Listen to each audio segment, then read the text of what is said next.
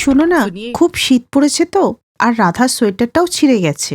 বলছিলাম কি আসার সময় তুমি ওর জন্য সোয়েটার নিয়ে এসো, কারণ ও সোয়েটার ছাড়াই স্কুলে যাচ্ছে। হ্যাঁ, মনে থাকলে নিয়ে আসবো। তুমি তো জানো যে আজকাল দোকানে অনেক কাজ থাকে, বাজারে যাওয়ার আর সময় থাকে না, সোজা দোকান থেকে বাড়ি চলে আসি। আরে এত বেশিও ঠান্ডা পড়েনি যে রোজ সোয়েটারের জন্য আমার ছেলের মাথা চিবোবে। আর এতই যদি ঠান্ডা লাগে তাহলে স্কুল ছাড়িয়ে দিয়ে কিছুদিনের জন্য বাড়িতে রান্না বান্না শিখুক না। মা, রাধার তো পরীক্ষা চলছে, সেজন্য এখন ছুটিও করা যাবে না। বাবা, তুমি যদি আনতে না পারো তাহলে মা আমাকে নিয়ে বাজারে চলে যা, সেখান থেকে আমরা একটা সোয়েটার নিয়ে আসি। এই মেয়ে, কি বলছিস তুই? তোর কোনো আক্কেল আছে? বৌমা, মেয়েকে কিছু শেখাও না কেন? আমাদের বাড়ির মেয়েরা বাজারে যায় না, আর বেশি কথা বললে না কাল থেকে স্কুল যাওয়া বন্ধ করে দেবো। নিজে লিপস্টিক আর স্নো পাউডার মাখা থেকে সময় পেলে তো মেয়েকে কিছু শেখাবে। কিন্তু ঠাম্মি, সূর্যও তো বাজারে যায়। বাবা তো ওকে নতুন সোয়েটার কিনে দিয়েছে, ও বাজারে যেতে পারলে আমি কেন পারবো না? রাধামা, আজকে স্কুলে যা, বাবা তো বলেছে সন্ধেবেলায় সোয়েটার এনে দেবে, পরীক্ষায় দেরি হয়ে যাবে। যা মা, দেরি না করে স্কুলে যা। এরপরে রাধা উদাস মনে দাদা সূর্যের সাথে স্কুলে চলে গেল। শীতের সকাল ছিল, তাই খুব ঠান্ডাও ছিল। রাধার ক্লাসের সব মেয়েরাই সোয়েটার পরেছিল, কিন্তু শুধু রাধাই ছিল যে সোয়েটার পরেনি। রাধা, তুমি আজকেও সোয়েটার না পরে স্কুলে এসছো? তোমার দাদা সূর্য তো রোজই সোয়েটার পরে আসে, কিন্তু তুমি কেন সোয়েটার পরে আসো না? এটা তো খুব খারাপ কথা। ম্যাডাম, বাবাকে তো কতবার বলি, কিন্তু বাবা এনেই দেয় না, বারবার মানা করে দেয়। তোমার বাবার কাছে সময় নেই তো তুমি নিজের মাকে বলো, উনি তোমাকে সোয়েটার এনে দেবে। ম্যাডাম, আমাদের বাড়িতে কোনো মেয়েরা বাজারে যায় না, এমনটাই আমার দাদু, ঠাম্মা, বাবা আর দাদা বলে। রাধার এই কথা শুনে টিচার অবাক হয়ে গেলেন। এরপরে রাধার উদাস চেহারা দেখে টিচার আর কিছু বললেন না। এরপর কিছুদিন কেটে গেলেও কেউই রাধার জন্য সোয়েটার নিয়ে এলো না। এরপরে একদিন রাধা একটা সোয়েটার গায়ে দিয়ে স্কুল থেকে বাড়িতে ফিরলে, এই মেয়ে, এই সোয়েটার তুই কোথা থেকে পরে এলি? তোর বাবা তো বাজার গিয়ে সোয়েটার আনেনি, কোথা থেকে পেলি তাহলে সোয়েটার? সত্যি করে বল বলছি। কার সোয়েটার পরেছিস মা? কার এটা? মিথ্যে কথা বলছো কেন বৌমা? তুমিই নিশ্চয়ই ওকে বাজারে নিয়ে গিয়ে সোয়েটারটা দিয়েছো, না হলে কি হাওয়ার থেকে আসবে নাকি? এই সোয়েটারটা টিচার আমার জন্য নিয়ে এসেছে। আমি এতদিন সোয়েটার না পরে স্কুলে যাচ্ছিলাম, তাই উনি এনে দিয়েছেন। এটা উনি কি করে করতে পারেন? তোকে সোয়েটার কিনে দিয়ে উনি আমাদেরকে ছোট দেখাতে চেষ্টা করছেন। আমি এক্ষুনি ওনার সাথে গিয়ে কথা বলছি। এই বাড়ির পুরুষরা কি মরে গেছে যে অন্য মহিলা তোকে সোয়েটার কিনে দেবে? তুমি এখন যেও না গো, আমি কালকে গিয়ে টিচারকে ওই টাকাটা দিয়ে আসবো। তুমি এইভাবে গেলে ব্যাপারটা খারাপ দেখাবে।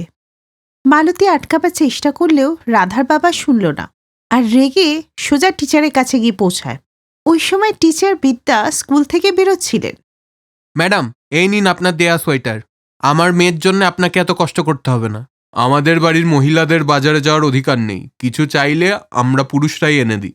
টিচার কিছু বলার আগেই সুরে সোয়েটারটা ফেলে দিয়ে চলে আসে। শুধু সোয়েটারের ব্যাপার নয়, অনেক কিছু ছোটখাটো বিষয় নিয়ে মালতী আর রাধাকে দৈনন্দিন কষ্ট ভোগ করতে হতো। বিয়ের সময় মালতীর বাপের বাড়ির লোকেরা বুঝতে পারেনি যে তারা তাকে এমন একটা বাড়িতে বিয়ে দিচ্ছে যেখানে আজও মেয়েদেরকে নিয়ে পুরনো চিন্তাভাবনাই পোষণ করা হয়, যে মেয়েরা শুধু ঘরেই থাকবে।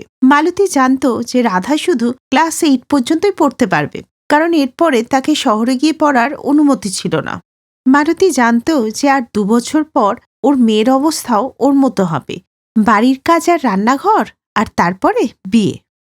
কিন্তু রাধার স্বপ্ন অনেক বড় ছিল বলে মালতী ওকে এই ব্যাপারে কিছুই বলতো না।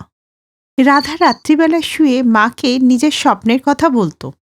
মা, তুমি দেখবে আমি যখন শহরে থেকে অনেক পড়াশোনা করে নেব, তখন আমি অনেক টাকা রোজগার করব, আর তখন আমাকে বাড়িতে কেউ আটকাতে পারবে না।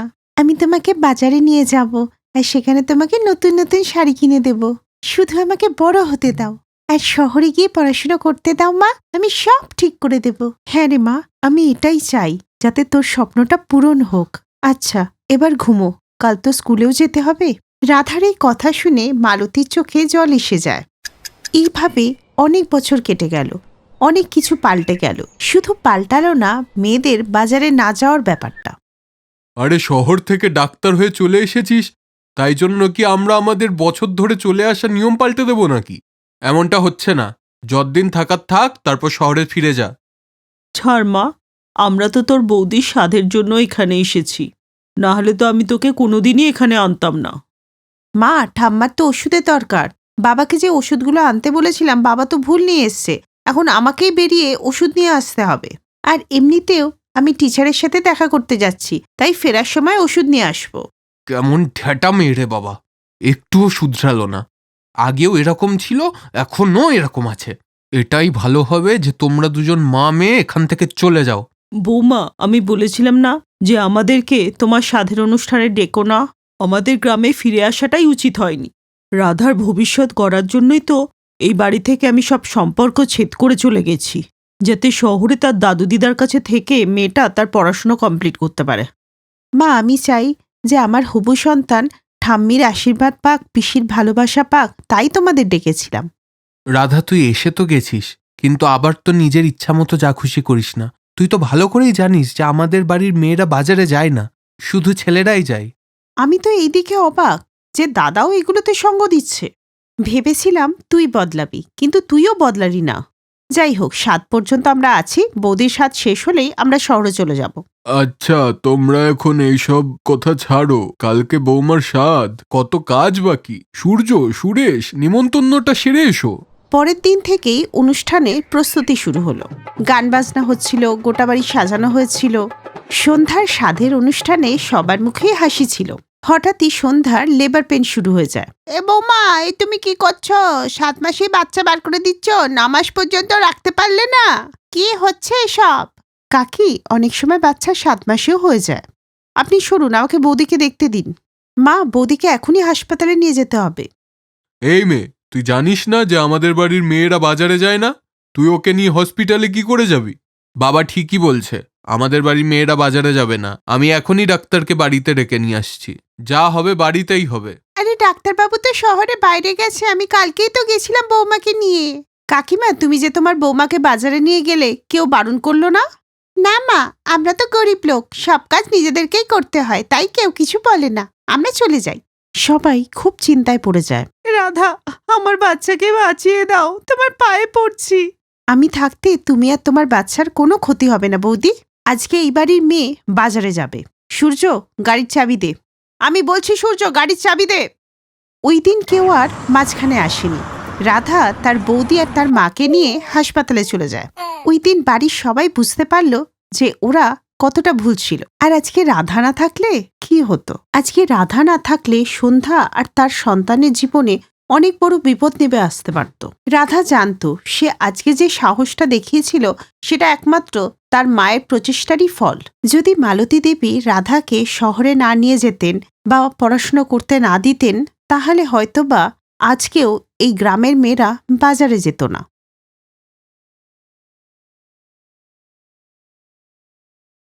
একটি আকৃতি দেখা যাচ্ছিল যে তার ষাঁড়ে চেপে যাচ্ছিল। আকৃতিটি ছিল মৃত্যুর দেবতা যমরাজের। নিজের ষাঁড়ে বসে থাকা বড় গোফওয়ালা যমরাজকে দেখতে খুবই ভয়ঙ্কর লাগছিল। উনি তীব্র গতিতে যমলোকের দিকে ছুটছিলেন। তখনই এক বাচ্চা মেয়ের কান্না শুনতে পেলেন। এ কোন বাচ্চার কান্নার আওয়াজ, যা আমি এই আকাশে শুনতে পাচ্ছি? এ যে অসম্ভব। উনি নিজের ষাঁড়কে গতি কমানোর আদেশ দিলেন। আপনি নিজের গতিটা একটু কম করুন, আমি এখানে এক মেয়ের কান্নার আওয়াজ শুনতে পাচ্ছি। ষাঁড়টি আকাশেই থেমে গেল, কিন্তু তখনও যমরাজ ওই মেয়েটির কান্না শুনতে পাচ্ছিলেন। এই আওয়াজ কোথা থেকে আসছে? কে কে? তখনই যমরাজের নজর ছোট্ট লীলার উপরে পড়ল, যে একটি লাঠির সাহায্যে ভয় ভয় দাঁড়িয়েছিল। যমরাজ আশ্চর্যভাবে মেয়েটিকে দেখছিলেন, আর মেয়েটিও তার দিকে তাকিয়েছিল। তুমি কে, আর তুমি এখানে কি করে এলে? আমি তো লীলা। আপনি কে? আমি যমরাজ। আচ্ছা, তাহলে আপনিই যমরাজ। তাহলে আমার মাকে ফিরিয়ে দিন না। তোমার মা? কে তোমার মা? আমার কাছে তো তোমার মা নেই। আপনি মিথ্যে কথা বলছেন কেন? সবাই তো বলছিল আপনি আমার মাকে যমলোকে নিয়ে গেছেন। মেয়েটির এই কথা শুনে যমরাজ চোখ বন্ধ করে কিছু দেখার চেষ্টা করলেন। উনি দেখলেন যে জোরে জোরে বৃষ্টি পড়ছে। শকুন্তলা বৃষ্টি থামার জন্য অপেক্ষা করছিল, কিন্তু বৃষ্টি যে থামছিলই না। আর তার ছোট মেয়ে লীলা বিছানায় শুয়েছিল। আচ্ছা, তবে এ ওর মা? শকুন্তলার বিকলাঙ্গ মেয়ে লীলার কাল রাত থেকেই প্রচন্ড জ্বর ছিল। শকুন্তলা রাতে ওকে ওষুধ খাইয়েছিল, কিন্তু তাও ওর জ্বর কমছিল না। কিন্তু ঘরে জ্বরের আর কোনো ওষুধ না থাকায় শকুন্তলা বৃষ্টি থামার অপেক্ষা করছিল, যাতে ও বাইরে থেকে ওষুধ আনতে পারে। মা, এই জ্বরটা ভালো না, তুমি একে তাড়িয়ে দাও না। হ্যাঁ মা, আমি ওষুধ দিচ্ছি, এক্ষুনি তোমার জ্বর পালিয়ে যাবে। কিছুক্ষণের মধ্যেই বৃষ্টি থেমে গেলে শকুন্তলা লীলাকে বলল, লীলা, বৃষ্টি বন্ধ হয়ে গেছে, আমি এক্ষুনি তোমার ওষুধ নিয়ে আসছি, ঠিক আছে? তাড়াতাড়ি চলে এসো মা। স্বামীর মৃত্যুর পর শকুন্তলা ভেঙে পড়লেও ওর মেয়ের দায়িত্ব যে ওর কাঁধে ছিল, তাই জন্য সে লোকের বাড়িতে ঝাঁট দেওয়া এবং রান্নার কাজ করতে আরম্ভ করল। মা ও মেয়ে একে অপরকে ছাড়া এক মুহূর্তও থাকতে পারত না। মনে হতো যেন একের প্রাণ অন্যতে বাস করত। শকুন্তলা ওষুধের দোকানে পৌঁছল। ভাই, কাল রাত থেকে আমার মেয়ের খুব জ্বর, রাতে ওষুধ খাওয়ালাম কিন্তু কিছুতেই জ্বর ছাড়লো না। ভাই, তুমি একটা ভালো ওষুধ দাও না। ডাক্তারের কোনো প্রেসক্রিপশন আছে কি? না, কোনো কাগজ তো নেই। তবে বিনা প্রেসক্রিপশনে কি করে ওষুধ দিই? আগেরবার যখন জ্বর হয়েছিল তখন তুমিই তো ওষুধটা দিয়েছিলে, সেটাই দাও না। দোকানদার শকুন্তলাকে ওষুধটা দিয়ে দিল, আর সে তা নিয়ে বাড়ি ফিরছিল। হে ভগবান, যদি এই ওষুধে কাজ করে, লীলার জ্বরটা ছেড়ে যায়, তাহলে তোমাকে 10 টাকার পুজো দেবো। সে এইসব ভাবতে ভাবতে আনমনে রাস্তা দিয়ে হাঁটছিল, আর তখনই হঠাৎ একটি ট্রাক এসে শকুন্তলাকে ধাক্কা দিয়ে ফেলে দেয়। ওর মাথা ফেটে রক্ত বেরোচ্ছিল এবং ও খুব ছটফট করছিল। অ্যাক্সিডেন্ট দেখে লোকের ভিড় জমে গেল। এই সব ট্রাক চালকগুলোও না খেয়ে টুল হয়ে চালায়। হ্যাঁ ভাই, ঠিকই বলেছেন ভাই আপনি। খেয়ে তো চালায়, তার সাথে অনেক স্পিডেও চালায়। এদিকে শকুন্তলার বাড়ি ফিরতে দেরি হচ্ছে দেখে অসুস্থ লীলার খুব চিন্তা হতে লাগলো। মা কোথায় চলে গেল? বলেছিল তো তাড়াতাড়ি ফিরবে, কত দেরি হয়ে যাচ্ছে। লীলা আরো কিছুক্ষণ অপেক্ষা করলো, কিন্তু শকুন্তলা ফিরল না। এই দেখে তার দুশ্চিন্তা আরো বাড়তে লাগলো এবং সে অসুস্থ শরীরেই মায়ের খোঁজে লাঠির সাহায্য নিয়ে বেরিয়ে পড়ল। কিন্তু কিছু দূর এগিয়ে গিয়ে লোকের ভিড়ের মাঝখানে মাকে রক্তাক্ত অবস্থায় দেখে ও চিৎকার করে উঠল, মা, তোমার কি হয়েছে? কি হয়েছে তোমার মা? লীলার কান্না শুনে শকুন্তলার শরীরটা নড়ে উঠল ঠিকই, কিন্তু এরপর সব শান্ত হয়ে গেল। লীলা বারবার মাকে ডাকার চেষ্টা করলেও মা সাড়া দিল না। কেউ একজন ফোন করলে অ্যাম্বুলেন্স এসে শকুন্তলাকে হাসপাতালে নিয়ে গেল। ডাক্তার দেখে বলল যে উনি তো মারা গেছেন। কিছুক্ষণ পর শকুন্তলার প্রতিবেশী বিমলা এবং লীলার মামা রঘুবীর হাসপাতালে পৌঁছলেন। মামাকে দেখে লীলা কাঁদতে কাঁদতে বলল, মামা দেখো না, মা তো চোখ খুলছে না, মাকে জানাও না, মাকে বলো না যে আমার শরীর ঠিক নেই। লীলা, তোর মা আর কোনোদিনও উঠবে না, ও অনেক দূরে চলে গেছে। দূরে? মোটেও না, মা তো আমায় না বলে কোথাও যায় না। লীলা, যমরাজ ওকে নিয়ে গেছে, তোর মা যমরাজের কাছে চলে গেছে। লীলা খুব ছোট ছিল, তাই মৃত্যু আর যমরাজের ব্যাপারে জানতো না। ও শুধু একটা কথাই জানতো যে ওর মা ঘুমিয়ে আছে, আর যেভাবেই হোক মায়ের ঘুম ভাঙাতে হবে। তাই ও কাঁদতে কাঁদতেই মায়ের মৃত্যু ঘুম ভাঙানোর চেষ্টা করলো, কিন্তু তা যে আর সম্ভব ছিল না। এই দেখে বিমলা ওকে বলল, লীলা, যিনি মারা যান যমরাজ ওনাকে নিতে আসেন, তাই যমরাজও তোমার মাকে তার কাছে নিয়ে গেছেন। মা আমাকে না বলে কিভাবে যেতে পারে? আমি মাকে যেতে দেব না, আমি মায়ের হাত জোরে চেপে ধরে রাখবো, যেতেই দেব না। এই বলে লীলা মায়ের হাতটি জোর করে চেপে ধরে কাঁদতে কাঁদতে অজ্ঞান হয়ে পড়ে গেল। যমরাজ শকুন্তলার আত্মাকে নিয়ে যাওয়ার জন্য এসেছিলেন তো বটেই, কিন্তু মায়ের প্রতি ভালোবাসার কারণে লীলাও তার পিছন পিছন যেতে লাগলো। লীলা, তুমি ঠিকই বললে, তোমার মা আমার কাছেই। দেখলেন, আমি যেটা বলেছি সেটাই ঠিক। আপনি আমার মাকে তাড়াতাড়ি ফিরিয়ে দিন। না লীলা, আমি ওনাকে ফিরিয়ে দিতে পারবো না। কেন? এটাই সৃষ্টির নিয়ম। খুবই বাজে নিয়ম এটা। মা তো বলতো কাউকে না জিজ্ঞেস করে তার কোনো জিনিস নিতে নেই, আর আপনি তো আমাকে জিজ্ঞেস না করে আমার মাকে আমার কাছ থেকে নিয়ে যাচ্ছেন। তাই ফিরিয়ে দিন আমার মাকে। আমি বললাম না যে এটা আমি পারবো না? ঠিক আছে, তাহলে আমাকেও আপনার সঙ্গে নিয়ে চলুন। আমি এটাও করতে পারবো না, কারণ তোমার যে এখনো সময় আসেনি। ওসব আমি জানি না, মাকে না নিয়ে আমি কোথাও যাব না। এই বলে ও আবার কাঁদতে লাগলো। এই দেখে যমরাজ মহাসংকটে পড়লেন যে কিভাবে তিনি সৃষ্টির এই বিধানকে লঙ্ঘন করবেন। কিন্তু তিনি এটাও বুঝতে পারছিলেন যে এই ঘটনার পিছনে নিশ্চয়ই ভগবানের কোনো ইচ্ছে রয়েছে। তবুও উনি লীলাকে বললেন যে, লীলা, আমি তোমাকে তোমার মায়ের বদলে অন্য কিছু দিয়ে দিচ্ছি। বলো, তোমার কি চাই? তুমি যা কিছু চাইতে পারো, অনেক খেলনা, অনেক টাকা পয়সা, যা ইচ্ছে। আমার কিচ্ছু চাই না, আমার শুধু মাকে চাই। মাকে ফিরিয়ে দিন আমার মাকে। অবশেষে যমরাজ লীলার কাছে হার মানলেন এবং ওর মায়ের প্রাণ ফিরিয়ে দিলেন। এবং সঙ্গে সঙ্গেই হাসপাতালে শুয়ে থাকা শকুন্তলা চোখ মেলে তাকালো। আমি কোথায়? মায়ের গলার স্বর শুনে লীলারও জ্ঞান ফিরে এলো। বিমলা এবং রঘুবীরের তো বিশ্বাসই হচ্ছিল না যে এটা সত্যি। শকুন্তলা, তুমি বেঁচে আছো? কিন্তু ডাক্তার তো... এই বলেই ও চুপ হয়ে গেল। আমার মনে হচ্ছে যেন আমি গভীর ঘুমিয়েছিলাম। লীলা মা, আমার মা, তুমি ঠিক আছো তো মা? শকুন্তলার বেঁচে ওঠার খবর সারা হাসপাতালে ছড়িয়ে গেল। ডাক্তারদের তো বিশ্বাসই হচ্ছিল না যে মৃত্যুর পর কেউ কিভাবে বেঁচে উঠতে পারে। আর এদিকে লীলা তার মাকে জড়িয়ে ধরে মুচকি মুচকি হাসতে লাগলো। আর এইসব দেখে যমরাজের চোখে আনন্দাশ্রু চলে এলো। Best buddies. Hello friends. Thanks for watching this video.